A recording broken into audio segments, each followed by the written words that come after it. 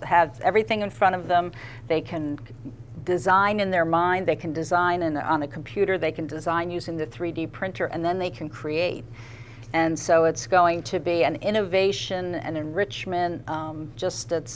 It's one of those things that captures attention and holds on to it for the time that the kids are in there. So it's fun to watch the things that our kids, our little ones, can come up with, and our big ones, hopefully. So yes, it will be something that goes through K-12, but initially it's going to be K-8. And for the adults in the room who are jealous and want to use Makerspace, I believe the Butterfield Library has one that is now open to the public. So.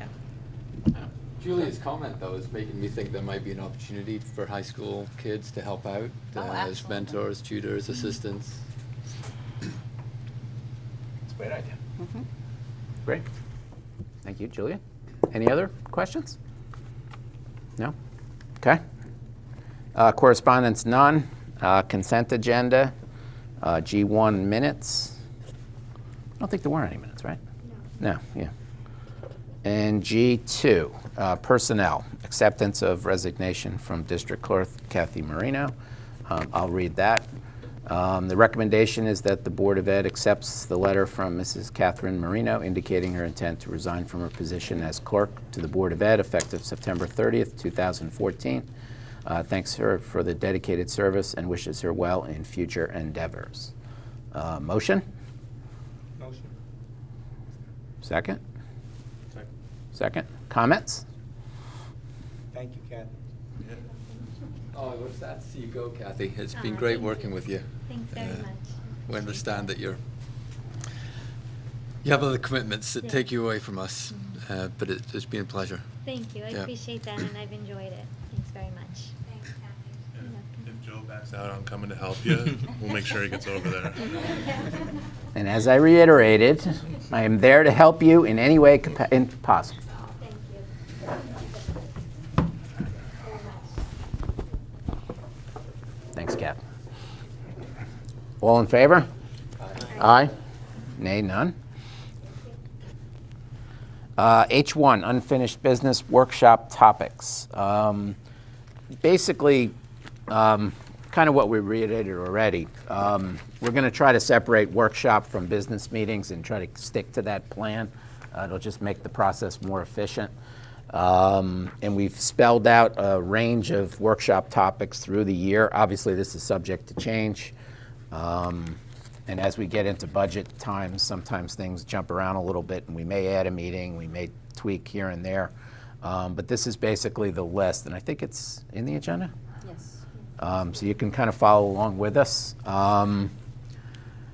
Tonight, obviously, is happening. October 21st is our next workshop, external audit report, which is where our external auditor will give a report. I believe the audit committee will review that prior.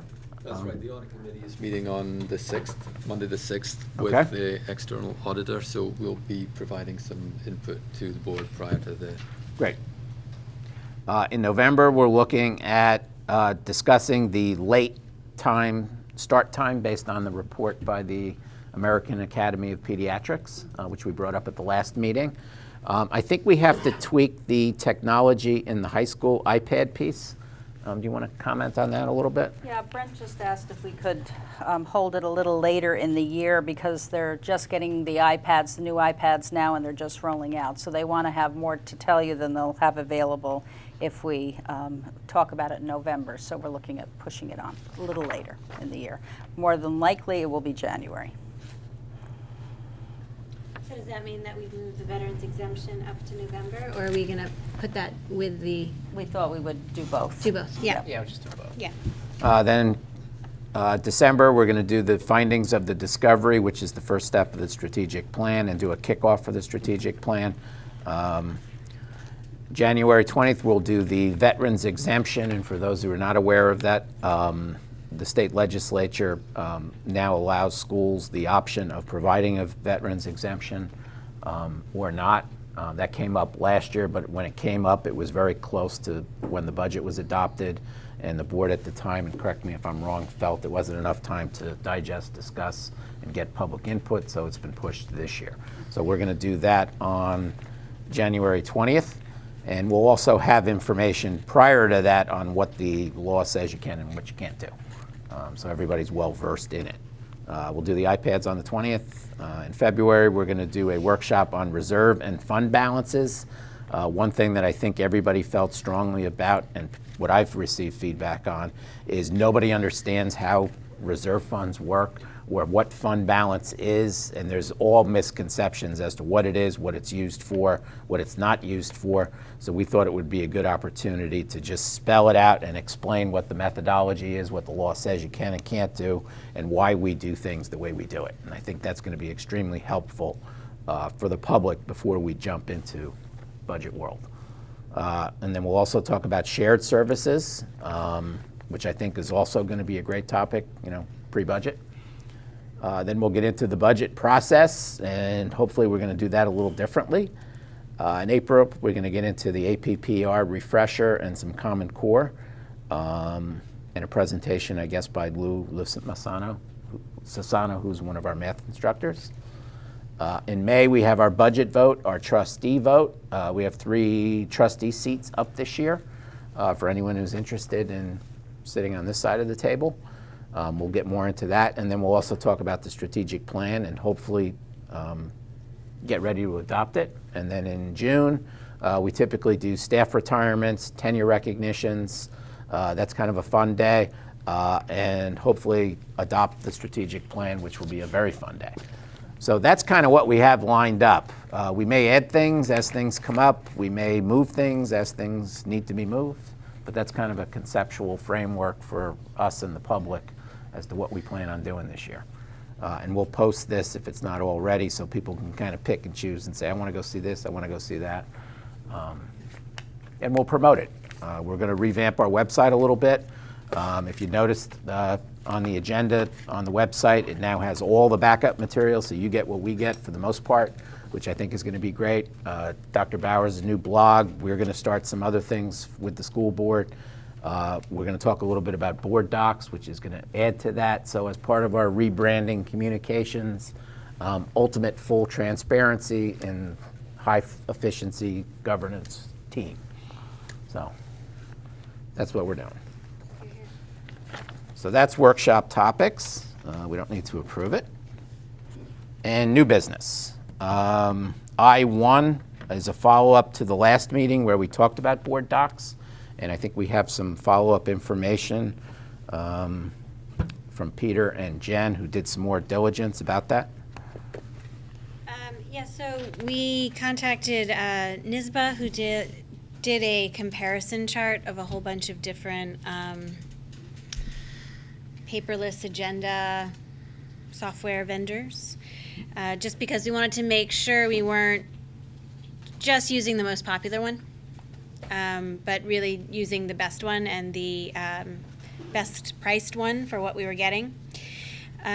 So they compared 4 different vendors: Board Docs, Board Book Meetings, eBoard, and School Board Net. And they looked at their price, what they offer to the district, their support, and it's pretty comprehensive, and it really made it clear to all of us that Board Docs was the way to go in terms of price and in terms of what we get for that price. So that was good information, I think, for the board. I mean, we all got it. I mean, I sent it to you, so yep. I don't know if anyone has any comments about the chart, but the chart seemed pretty clear to me about that Board Docs was the way to go. And then Peter did some personal research.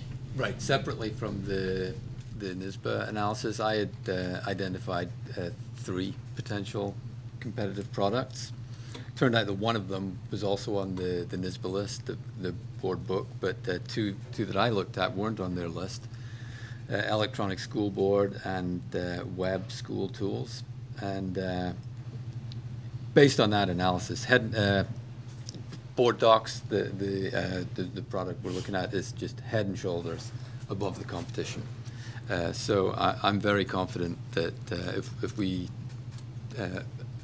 approve the purchase of Board Docs tonight, that we are buying absolutely the best product available. And price-wise, Everything seems to be in pretty much the same ballpark. You're not going to necessarily find a cheaper product. You're certainly not going to find, in my opinion, a better product. So. Okay. Dr. Bud, you used this at your other district, I did. and your feedback was? It was great.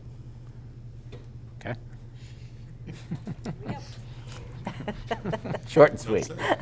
I think it'll be great. I think it'll make everybody more efficient. I think it'll make the back office more efficient, and I think the public will love it because they'll be able to access everything as we access it, and a intelligent dialogue of topics is what we all want, and this will help make that happen. And the financing of it, Ann, you want to reiterate again? I know we spoke at the last meeting. Yes, we do budget for software additions and support, and this falls within budget. Of course, if you want the deluxe version, we'll have to talk about that in future. You don't need the deluxe. And now, is this also, we're gonna be encouraging people to bring devices to meetings that they can access this, and then, I think Peter brought up about the possibility of having devices for people to Yeah. use at a meeting? And we talked a little bit about it, and the suggestion was to have it actually displayed. And so as the agenda is Oh, going through, okay. so Oh. it can be something that's, people Right. can watch, go through the Okay. process, so they'll be able to see it. Yeah, that's great.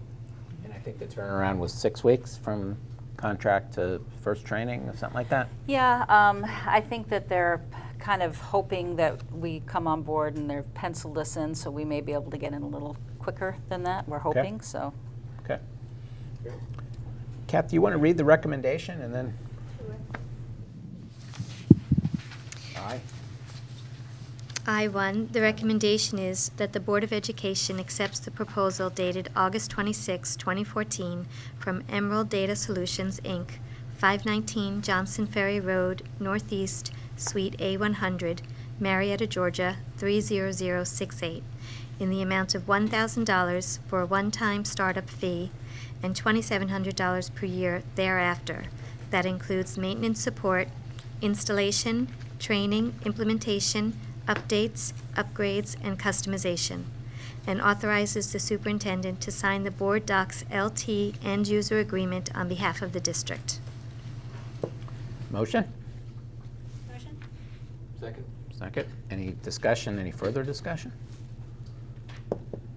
All in favor? Aye. Aye. Aye. Any opposed? None? Board docs. Here we come. Sign them up.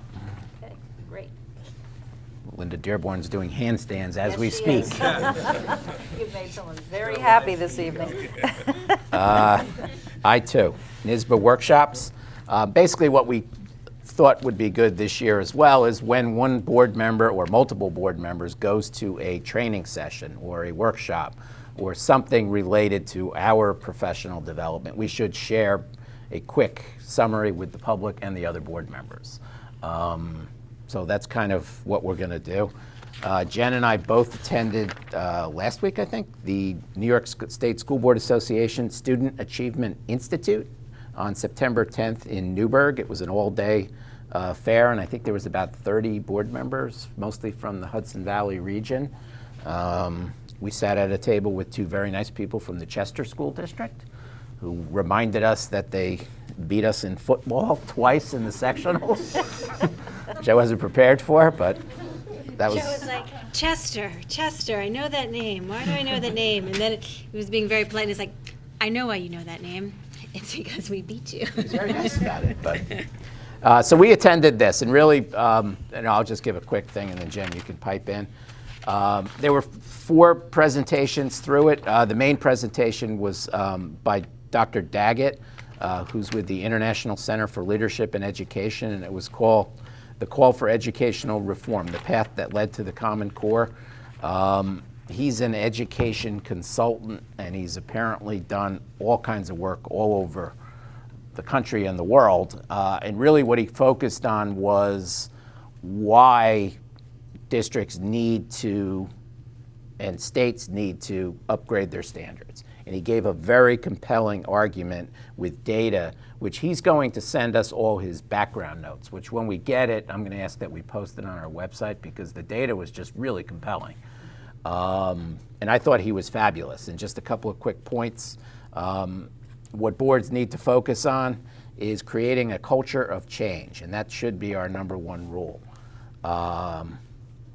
And rigor plus relevance, and that's the key thing in his opinion as to how to meet career and college readiness.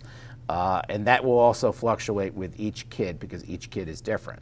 So there's not a one stamp for everyone approach, which sometimes is how it is rolled out. And encouraging innovation, pilot programs, and new ideas.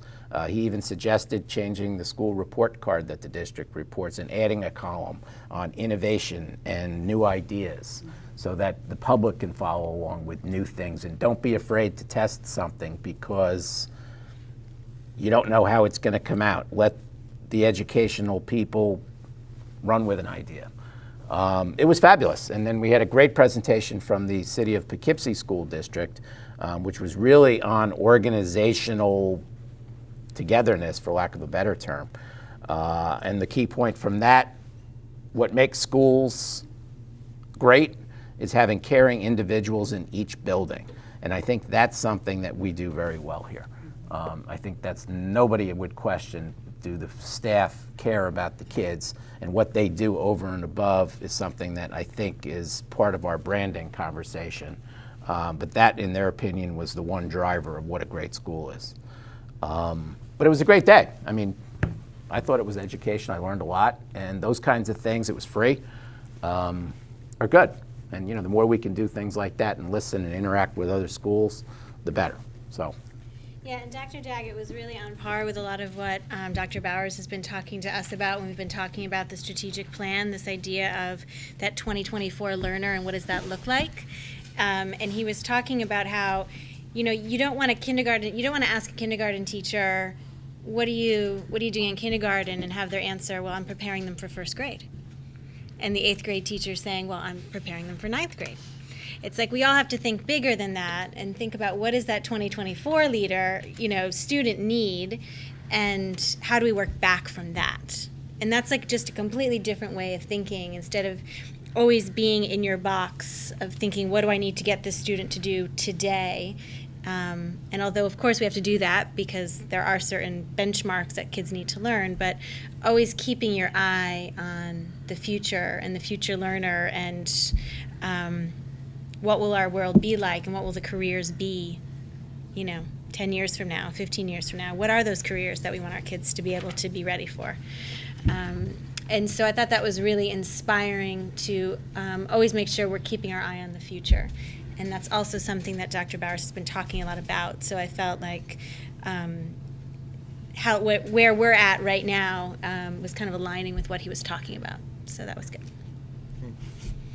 Oh, and Poughkeepsie's slogan, which is what Joe was talking about, was teamwork makes the dream work. That's their like school slogan. And I think we proved with all of the people that we've recognized here earlier in the meeting, which seems like that was 2 days ago, but I think what we proved was that teamwork is clearly present here, and it needs to be, and that's what makes the school work. Yeah, it was a good day. Yeah, great. And we'll post the information when we get it from Dr. Daggett, which was good, and I think it's worth taking a look at. So we'll post that for the public, and I think they'll like to take a look at it. That's it for what we have. Anything else from the board before we go to the public? Anything? I would just say it's great to hear all this. I mean, I think we all feel that we're in a great place. Haldane's really accomplishing a lot, but nobody's saying, "Hey, we're in a good place. Let's just stop."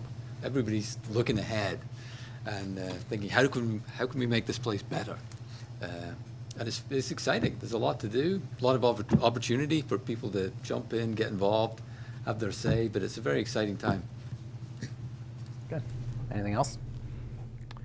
Any questions from the public? Anything? Nothing? I will note it's 8:54. We're only 24 minutes behind Jillian and Evan.